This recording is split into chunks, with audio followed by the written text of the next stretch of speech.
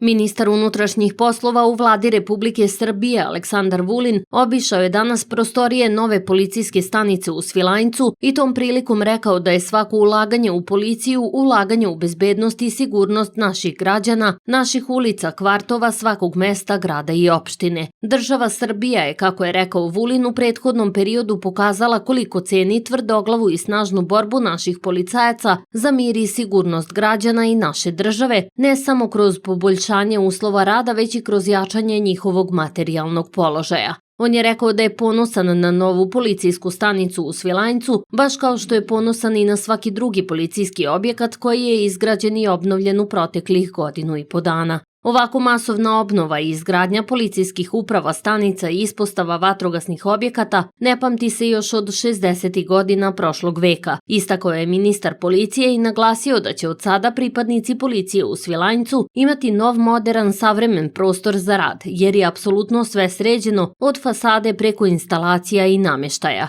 On se zahvalio opštini Svilajnac koja je ustupila zgradu za novu policijsku stanicu. Ministar Vulin je podsjetio da su pored nove policijske stanice Svilajnac izgrađene i rekonstruisane i mnoge druge policijske stanice i ispostave i u Lebanu, Bojniku, Bajnoj Bašti, te da su mnoga mesta širom Srbije po prvi put dobila svoju policijsku ispostavu, kao što je slučaj na Kopaoniku, Zlatiboru, Staroj Pazovi i drugim mestima. Ministar policije Aleksandar Vulin zahvalio se predsjedniku opštine Predragu Milanoviću i opštini Svilajnac koja je policiji ustupila zgradu u kojoj je smeštena nova policijska stanica, istakavši da policija, društvo i lokalna samouprava imaju isti zajednički cilj – sigurne i bezbedne ulice i škole. Pre početka sastanka sa načelnikom policijske stanice Svilajnac Dejanom Mikićem, koji ga je informisao o stanju bezbednosti prostora koji pokriva ova stanica, ministar je položio cveće na spomen ploču poginulim policijskim službenicima policijske stanice Svilajnac.